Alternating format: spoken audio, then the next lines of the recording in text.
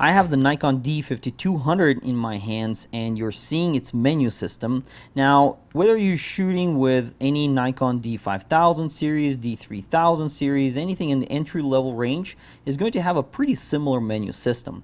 So what I want to do is I want to go through the menu system and make the changes that I typically make on cameras when I just receive them. So on this D5200, I went ahead and reset most of the settings, but we'll go through each one and make sure that we address all the items that we need to address to make this camera perfectly usable for our needs. So here, first, let's go over the tabs. So we've got the playback menu, we've got the shooting menu, custom setting menu, setup menu, retouch menu, and my menu. So let's go over these one at a time. We'll start with the playback menu. If you're not sure what a menu item does, you can actually press the question mark button on the rear of the camera, which is also the zoom out button on this Nikon D5200. Now here under delete, if I press that, you will say delete all or selected images. Now you can see on the bottom left corner there's a question mark. Under each menu item, whenever that help is available, you can see it will pop up. So it's not showing up here because there is actually sub menus within this menu, but now you can see that if I move, I will be able to look it up. So if I press that, I can read all the help that I need. So that's just something to keep in mind if you're not sure and you do not want to go back to your manual. That's how you can look up the information. Now let's go through this stuff. There's not a whole lot of stuff that I actually change in the playback menu, but the very first item for me all the time is actually the playback display options. And here what I do is I select the information that I want to see. Now right now it's all empty, haven't selected anything, but I always pick highlights and overview. Now I don't do all this other stuff like RGB histogram and shooting data, and the reason why is because I'll show you what that does. I'll go ahead and click OK now, and if I actually play back an image, if I press the up or down buttons, it will toggle between all this information. Now there's a lot of stuff here, and I keep pressing the button, and I just don't care for all that information. I just want to see the summary. I want to see blinkies or the potential information that I'm losing in an image, and I also want to see this basic exposure information. For that reason, I'm going to go back into the menu, and I am going to go ahead and uncheck the histogram, which is basically the one that you saw with three colors, the red, green, and blue, and the shooting data, which is just a bunch of information that I don't necessarily need. So just overview and highlights is okay. Now if I go back and play, just press up, down, and I see 3 bits of information. So this full screen is just the image. Then the next, I've got the highlights. So if anything was being overexposed in this image, it would start basically blinking at me. And then next, I've got the basic exposure information. So that's all I really need. I'm going to go ahead and go back. Next, we have image review. Now this one is basically whenever you take a picture, the camera will display the image that you captured on the rear LCD the moment after you capture it. And by default, it's turned on. Well, I usually turn it off, and the reason why I turn it off is because I do not want to chimp as I work with subjects. I want to concentrate on my photography, and at the same time, I do not want to waste my battery. But if you're annoyed by the fact that the camera will not display anything after each image, you can come back here and turn this option on. Next, we got rotate tall, and this one I personally always turn off. By default, it's turned on. The reason why I turn this off is because if I'm going to go ahead and keep that turned on, display an image that is vertical, like in this shot, what happens is that you get all this black space to the left and to the right of the image. And for me, it's a lot of space that's being wasted. I'm seeing less of an image. For me, it's easier to just turn the camera and look at it sideways than look at it this way. So what I do is I'm going to go ahead and go back to menu and turn off that rotate tall, and now you see that the image that was vertical is now displayed horizontally. And if this was a vertical image, all I have to do is turn the camera sideways. Alright, so next we've got other options like slideshow, DPOF print order. None of that stuff really matters, so I just skip that. Alright, let's go back now to the main menu and scroll down to the shooting menu tab. Here we've got a bunch of options. The first option is reset shooting menu, which basically if I press the right arrow, it will allow me to reset everything to the factory defaults. So next we've got the storage folder. I wouldn't worry about that, but if you want to rename the folder where images are being stored, you can do that from here. Next we got image quality, and this one is actually very important. This is probably the first setting that I change on every camera when I receive it, because what I do is I switch to RAW. Now if you've been shooting JPEG and you're not comfortable with shooting RAW, I would recommend shooting RAW plus JPEG. At least that gives you the ability to go back and look at RAW images in the future if you're not comfortable with doing that today. But if you're shooting JPEG and you're wondering what are these fine, normal, and basic settings are, or on the bottom or on the top, you should keep in mind that fine is basically full resolution, normal is medium resolution, and basic is the smallest resolution. There is no reason why you would want to shoot normal or basic, so always shoot fine. If you're choosing between different options, just choose RAW plus JPEG fine. That gives you the best quality and the highest resolution for both RAW and JPEG images. But I usually just shoot RAW, so I'm going to go ahead and select that. Next we've got the image size, and as you can see, it's grayed out. The reason why it's grayed out is because if I do change it to JPEG, I can see it, because this actually only applies to JPEG images. So here you can see large is 24 megapixels, and that's the resolution of this camera. Medium is 13.5 megapixels, and small is 6 megapixels. Again, there's no reason why you would want to do that. If you actually enable RAW plus JPEG fine, that option will still, you will be able to go in and change, but in RAW, it becomes grayed out. All right, next we've got white balance. White balance auto is just perfectly fine because I shoot RAW. If you do shoot JPEG and you're worried about having the correct white balance, then you have all these different templates, and you can even use the presets, which is basically you can do custom, like you can measure white balance or use a photo as a reference for white balance. Anyway, I just keep it at auto, and here you can even customize that. All right, next we've got set picture control. Now this doesn't matter at all if you shoot RAW. It only affects JPEG images, and it only affects the image preview on the rear LCD if you do shoot RAW. So keep in mind, this will not change anything in the actual RAW file. It will only change the preview that is being generated from that RAW file on the rear LCD. So if I do end up choosing, say, Vivid, which will boost all of my colors, you will see the change on the rear LCD, but it doesn't mean that that change is being applied to the RAW file. Now, something to keep in mind, you can actually adjust this further by pressing the right arrow. And if I go here, you can see there's a bunch of settings like sharpening, contrast, brightness, saturation, and hue. And you can either make quick adjustments, which basically boost values like sharpening and contrast and saturation, or you can go to individual ones and make adjustments. Now, I don't really mess with this at all. I just leave it at factory defaults. I don't under sharpen or over sharpen, because then I won't be able to tell whether the image is truly sharp or not. That's why I just keep it at everything at the factory defaults. Again, nothing that will impact my RAW images anyway. Next, we've got manage picture control, and under here we've got the ability to save and load your picture controls. Again, doesn't really matter because I shoot RAW.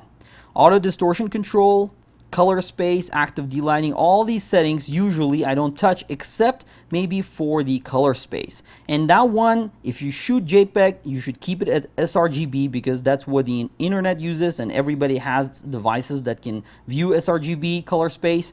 But if you choose Adobe RGB, which is what I do when I shoot RAW, it allows me to actually see the more accurate representation of the histograms.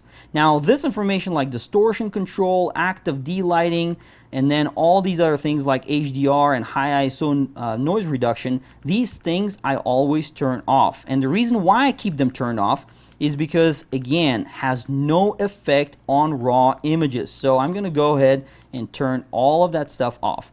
Now, there is exception though. There is an exception for this long exposure noise reduction. And the reason why is because when you shoot a really long exposure, and we're talking 30 seconds or more, your sensor is going to heat up, and that generates a lot of noise. And there is an ability for your camera to take two exposures, one actual image and one reference photo, and then what the camera does, it looks at all the noise that's being generated in that second image and then subtracts it from the first one. So if you do shoot 30 second or longer exposures, then you might want to keep this long exposure noise reduction on, and it certainly does affect raw images. Now, something to keep in mind, since there are two images being taken, if your exposure is say 30 seconds, then your total exposure time will be 1 minute, because it has to take that first shot, then it has to take the second reference shot. So just keep that in mind. I usually just keep it turned off unless I really do want to shoot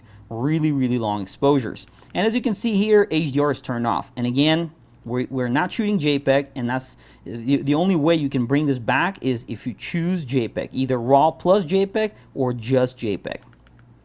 Next, we've got ISO sensitivity settings, and this one is actually really important because this is where you set your ISO sensitivity from.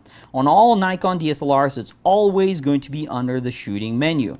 So this one, you want to actually keep your ISO sensitivity at ISO 100. That's basically the base ISO, which gives you the highest amount, highest dynamic range, best colors, best image quality. So always try to keep your ISO at ISO 100. But if you absolutely need to increase the ISO to maybe ISO 200, 400, if your light conditions change, then you can do that from here.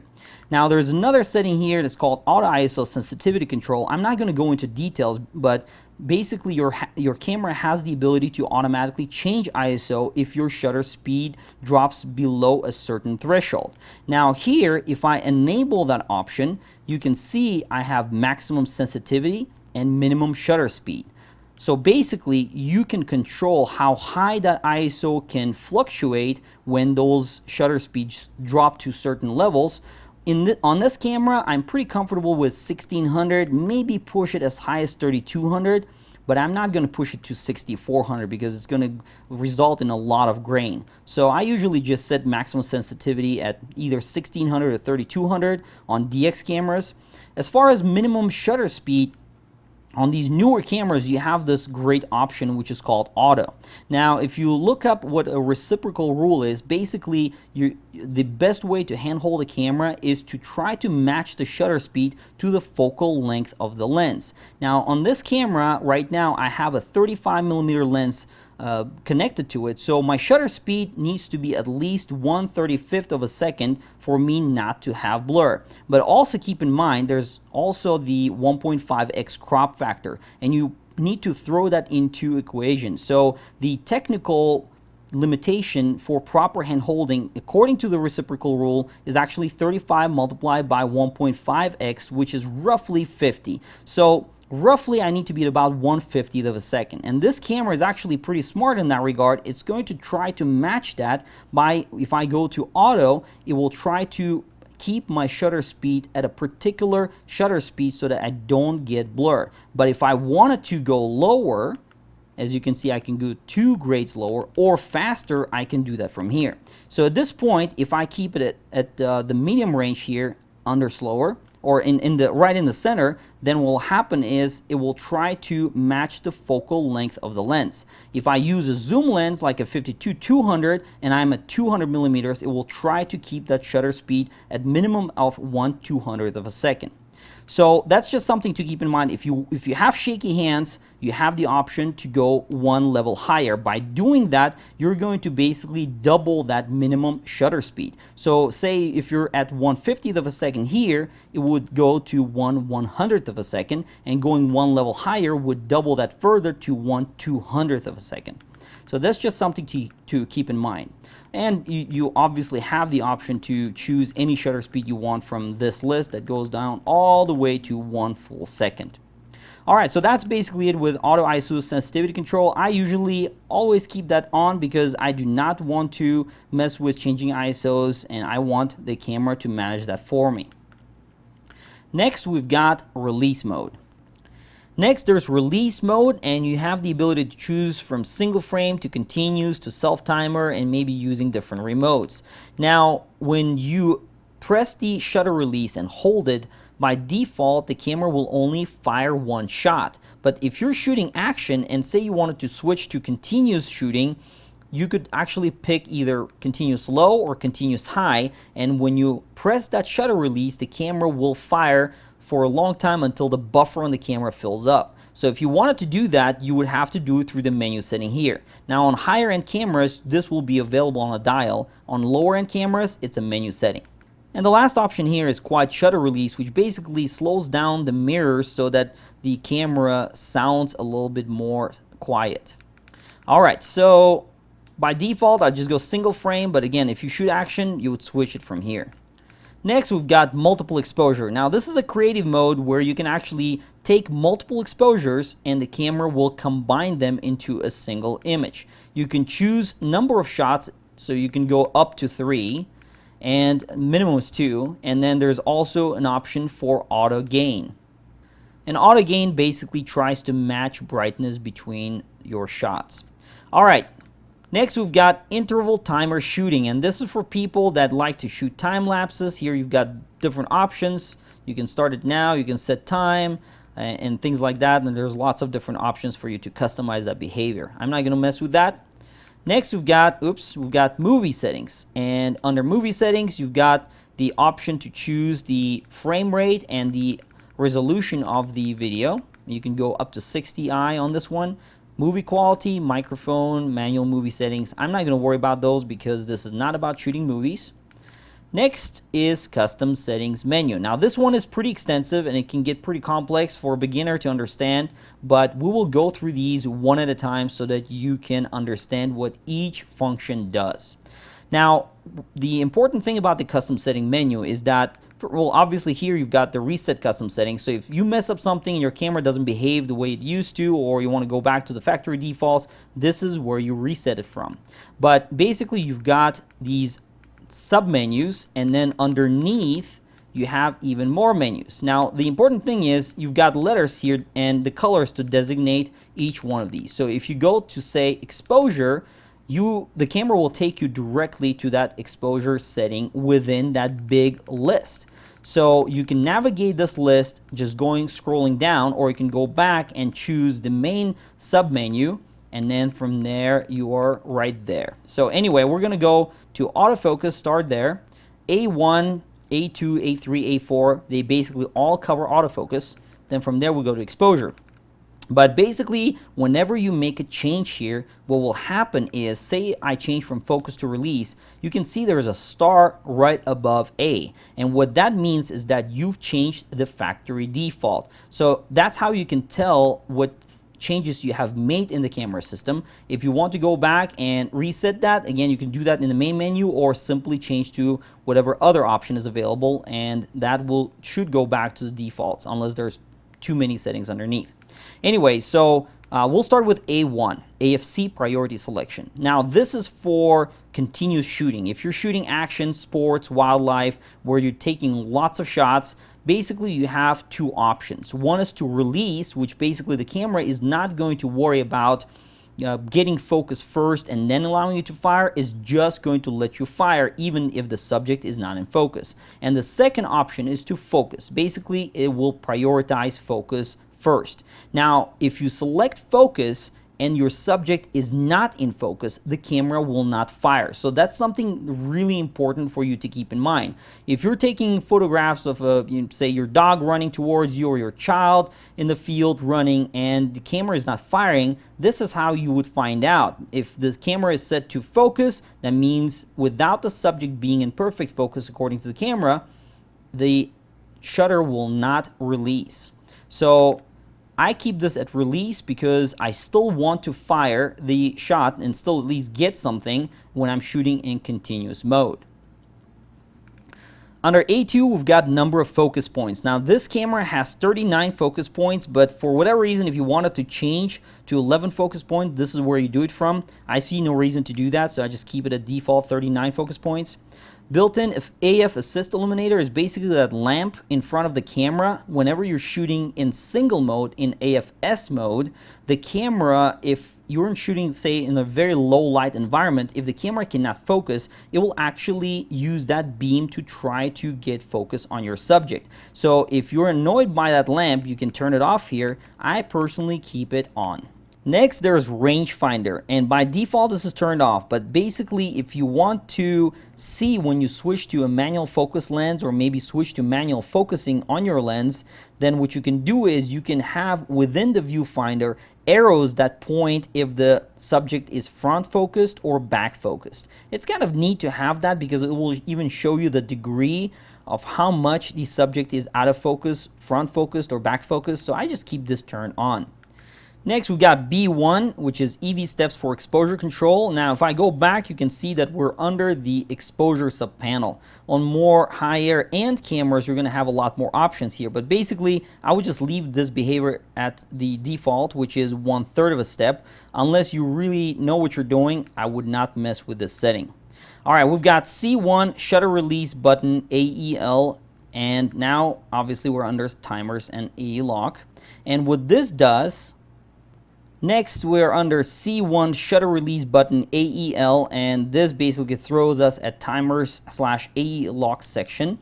And basically what this feature does is it allows you to lock the exposure when you half press the shutter release. Now if I turn it on and say if I'm doing a focus and recompose technique and I already had my exposure locked and I really like it and now I want to include the sun in the frame. Well, if I don't have this turned on and I continue to half press the shutter release, the exposure will change. But if I want to lock it every time when I half press the shutter release, by turning it on, the camera will lock it. So by default, it's turned off. I like keeping this turned on. And keep in mind that this only works when you're shooting in any of the program modes. So if you're shooting in manual mode, it really doesn't matter. Next, we've got C2 auto off timers, and what basically this allows you to do is set how long the menu will stay on before it turns off. You can choose between short, normal, and long, or you can go custom and choose for playback menus, image review, live view, and standby timer, how long all that stuff will be displayed before the LCD will turn off. I would just keep it at normal, just a default setting, but if you want to extend that, you can do that from here.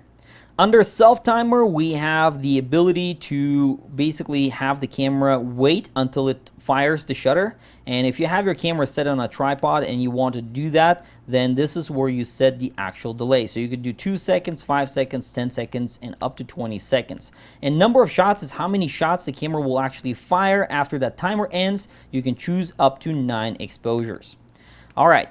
The last setting under timers AE lock is remote on duration. Now, if you have a remote, which in this case would be an infrared ML-L3 remote, you can set up to 15 minutes of time. Now, what this does is if, say you're firing with the remote, what you would have to do normally is first you have to click it once, and then you have to click it the second time to actually fire. Now, after 1 minute, it will go back to sleep mode. So you have to press it once and then press it again to engage. If you want to extend that time, you can do that from here and you can go up to 15 minutes. I personally don't use the remotes a lot, but if you want to do that, you can basically do it from here. Now we're under the shooting display submenu, and here we have a bunch of options. The default behavior is for the camera to beep. Now this one is really annoying because the camera will beep every time you half press and every time the camera is confirms that the focus is good. And this one, you can hear there's high pitch, low pitch. I turn this off. It's really annoying. All right, next we've got the viewfinder grid display. By default it's turned off, but I always turn this on because it allows me to add a grid within the viewfinder. It helps me really with the framing and whenever I need to align the horizon. So I would just keep this viewfinder grid display on. Under ISO display, if you want to change the default behavior, which is to show you how many more frames you have left in that memory card, you can turn this on, and what this will do, it will actually show you your current ISO. Now, I personally don't do this because I do want to see how many frames I've got left, but if I wanted to have quick access to that, this is where I do this from. All right, D4 file number sequence.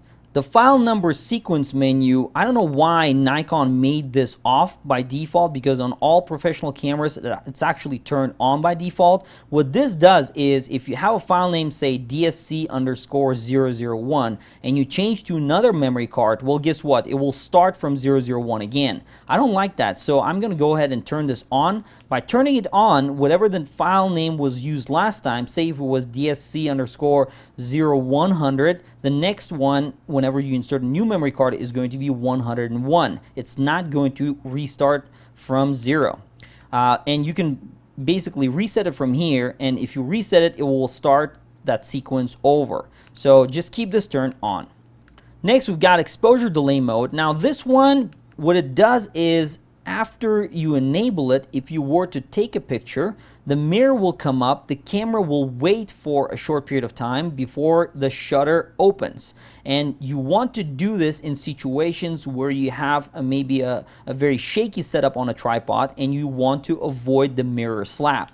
By turning this on, the camera will wait. So I have this turned off by default because if I'm doing handheld shooting, I do not want the camera to wait. On some higher end cameras, you can actually specify the amount of time the camera will wait, from 1 second up to 3 seconds. So just keep this turned off by default.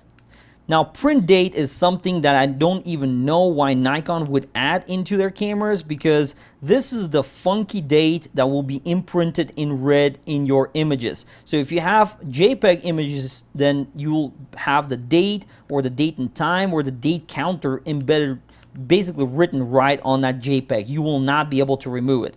Now, it doesn't affect raw images, so that's just something for you to keep in mind, but man, I would never ever turn this on. Now we're under the bracketing / flash options, and we've got two options here. One is for flash control for built-in flash, and this allows you to set the camera to basically shoot either in TTL mode for the built-in flash, or you can go manual and select how powerful that flash is going to be, whether to shoot in full power, at half power, quarter power, and so on and so forth. Now, I really don't ever use that flash because it's really small, it's ugly light source, but if you do want to use it, this is where you would control it. If you do use it, TTL is probably fine 99% of the time anyway. Under auto bracketing, you have the option to select between exposure bracketing, white balance bracketing, and active delighting bracketing. I'm not sure why you would ever want to use white balance or active delighting bracketing unless you do use JPEG, but I would just leave it under exposure bracketing.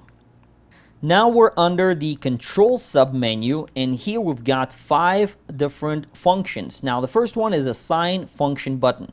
On the Nikon D5200, the function button is located next to the mount on the left side of the camera if I'm looking from the back, and basically I can choose between these different functions. The default behavior is ISO sensitivity, which makes sense, and I would just leave it at that. But if you wanted to choose, say, something like bracketing or autofocus area mode or any of these other features, then you can do that from here. Now, F2 is assigning the AEL/AFL button, and this one is actually a really important setting for me personally because I really like doing the focus and recompose technique.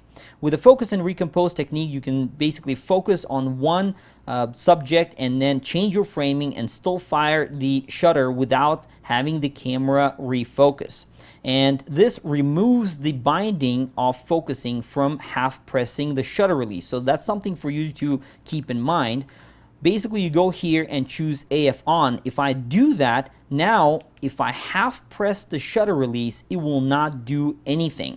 Maybe if I have the exposure lock turned on, it will only lock the exposure, but it will not actually focus my lens.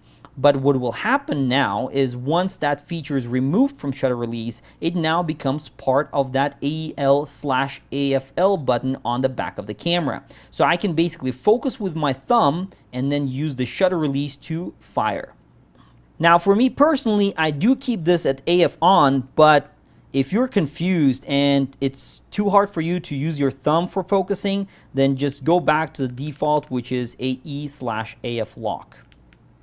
All right, so here we've got the reverse dial rotation, and this is for people who maybe have upgraded from a different camera system or moved from a different camera system to Nikon, and or maybe you're being annoyed by the fact that it works in reverse to what you are accustomed to. And here you can basically change the rotation, the dial rotation to be in reverse. So if I wanted to do the exposure compensation button in reverse, this is where I set it from. And if I want to do the shutter speed or aperture, this is where I do it from. I would not mess with this unless you know what you're doing. All right, so we're going to go back now, and we are at F4, slot empty release lock. Now, by default, the camera, whenever you do not have a memory card in the camera, it will not allow you to take pictures, which is good.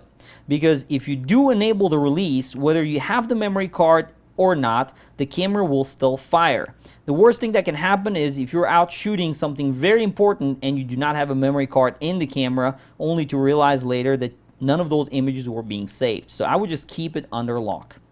The last setting is reverse indicators, and this is another one that I would not mess with unless you know what you're doing, because this is the way that information is displayed inside the viewfinder. By default, it shows you underexposure first and then overexposure to the right of it, and if you can change the behavior here to basically be the reverse of that.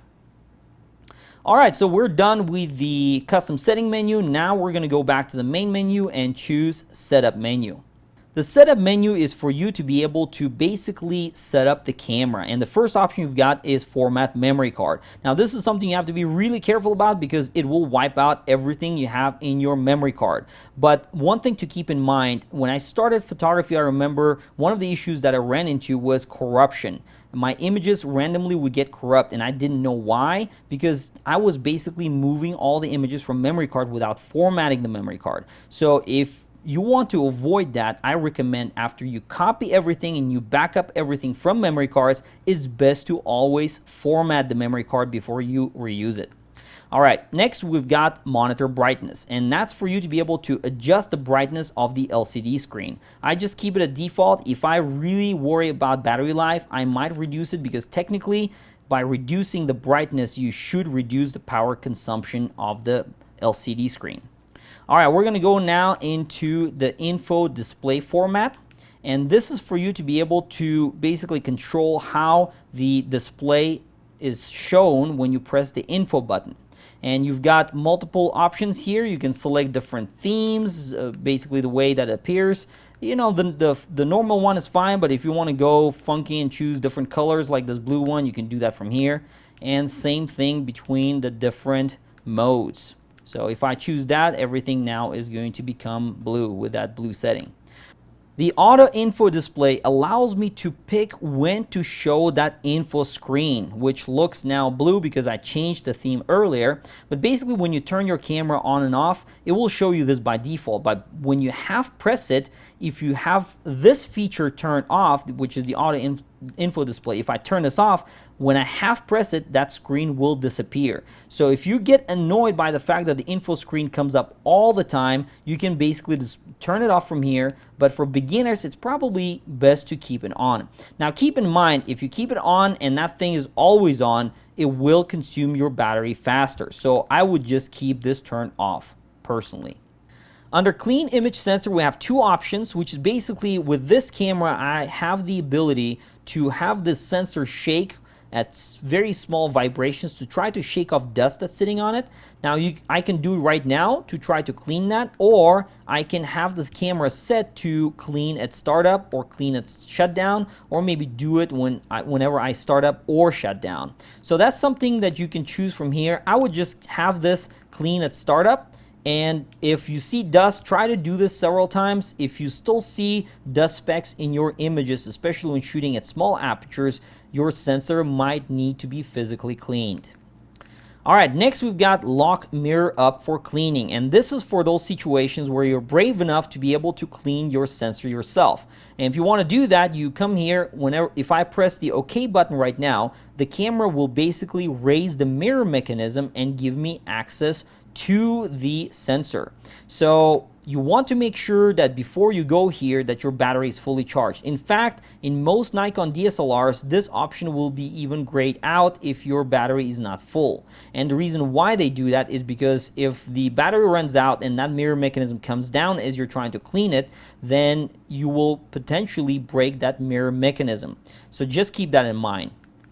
Next, we've got image dust off reference photo, and this is for situations where you're maybe out shooting in the field and there's no way for you to clean the sensor and you still want to take care of the dust. And here you can basically take, you can start the process and the camera will take a photo which then it will use to try to clean up dust in other images. Now, I personally don't use this, but I know that some people are scared to clean their sensors and they might be able to use this feature. I would rather have the image sensor physically cleaned. Under video mode, you've got two options, NTSC and PAL. If you are basically in the United States, you choose NTSC as default, and if you're in Europe and potentially other countries, you choose PAL. Next, we've got HDMI, and this is basically how you choose different resolution for HDMI output. This is if you connect your camera to, say, a big screen.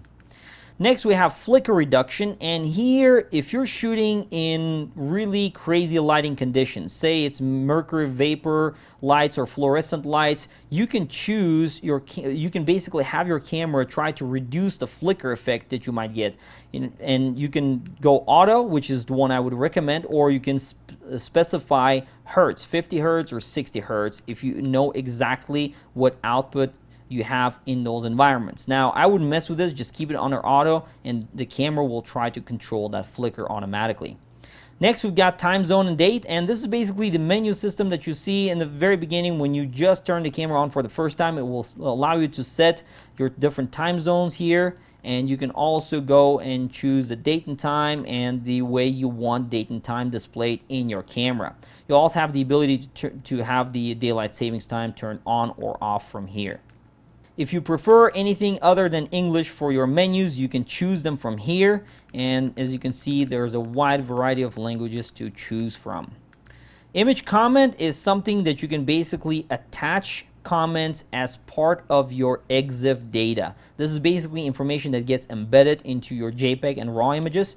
If you want to put your information here, maybe your first name, last name, and maybe just attach that to those images, you can do that from here. Don't forget to have this checked before you press that OK button, otherwise that information will not get embedded. All right, next we've got auto image rotation. Now this one is very different from the one that we saw under the playback menu, because what it does, a lot of people want to turn the first one off and they end up turning this one off. And what this will do is when you take a picture, if you change orientation of your camera, say you switch from landscape to portrait mode, the camera will automatically recognize that you're shooting in vertical mode and will save that as part of the image, and it will embed it into the image. So if you import it into, say, post-processing software like Lightroom or Photoshop, that software will detect that the image was taken vertically and will automatically change the orientation. Now, if you turn this off, that information will be skipped. So keep in mind, don't confuse that setting with the one under the playback menu. It has nothing to do with it. I would always keep this option turned on.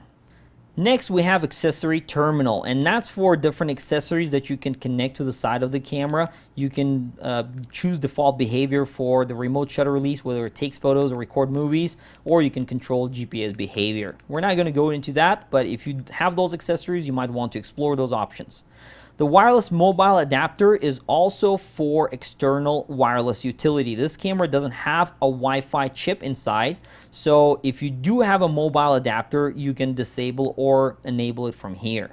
The last option is firmware version, and from here I can see what firmware I have installed on this Nikon D5200, and as you can see, the camera firmware is 1.01 and the lens firmware is 1.009. Now, I would always recommend to run the latest firmware, so if you want to check if you are running it or not, from here you can see what you have, and if you go to Nikon's website, you can download the latest version of that firmware. Now we're done with the setup menu and we have two more tabs. One is retouch menu and the other is my menu. Now the retouch menu is for you to be able to basically apply quick retouches to your images. Now keep in mind, this is not going to work for raw images unless you convert your raw files first. And all these settings, I don't know why you would want to even do them on your camera, because your computer is going to give you much more flexibility when you use proper software. So I'm just going to skip that section completely. I never even touch it. The My Menu section is actually a really cool section because from here you can add items to your menu so that you can quickly access them. So if I go to add items, it allows me to choose all these different tabs, and say if I want to go to custom setting menu and I want to add something here, let's say the AFC priority section behavior, or maybe something like the built-in AF assist illuminator, this is basically where I can choose that. And if I have something that I really want, for example, exposure delay mode is something that I use a lot, all I have to do is press OK, and that now becomes part of this menu. And if I have multiple items that I add, it allows me to even add the or change the order of that. So for example, if I want to add another menu item that I use a lot, which is ISO sensitivity settings, and I click OK, now it will allow me to move that in priority. So I want that at the top and I don't mind that, but if I wanted to move that on the bottom, I can do that from here. I click OK one more time, and now you can see under my menu I've got two options: ISO sensitivity settings and exposure delay mode. Now some settings are going to have multiple subsections. So here I've got ISO sensitivity and ISO sensitivity auto control. I can go back here, add items, and if I didn't want to have that, if I wanted to have a sub menu instead, from here I can choose that sub menu behavior. So if, for example, if I didn't care for the ISO sensitivity and just wanted to add auto ISO control, by clicking OK, now in my menu I do not have the main tree, I have the sub tree. So from here I can just turn that on or off. Now I'm not going to worry about that because I actually don't use that setting, but if I wanted to get rid of it, just check that, click OK. It will say, do you want to delete it? Sure, delete it. And now I'm back to where I had ISO with exposure delay mode. Now, if you have a bunch of things that you've added, you can change, you can remove them from here, you can rank them, and you can even do something like choose tab. Now, this is something that you can change the behavior of this My Menu. Instead of doing the My Menu where you can manually add all the stuff, you can actually set your camera so that it shows you the most recent settings. Now, if I enable that, these are things that I have changed recently and it will show me a big list of things. I personally don't see much value in that, so I'm just going to go back to my menu, and that's my default behavior on this camera. That wraps up the menu system of entry-level Nikon DSLRs. Now keep in mind, if you have a newer Nikon DSLR than D5200, or maybe you have a different camera, say something like a D3000 series, you might have less or more options. And if I didn't go through something that you have in your camera, just refer to the camera manual and you should be able to understand what that feature does. I hope after watching this video you'll feel less intimidated by all these camera options and you'll be able to get the best out of your camera. Thanks for watching.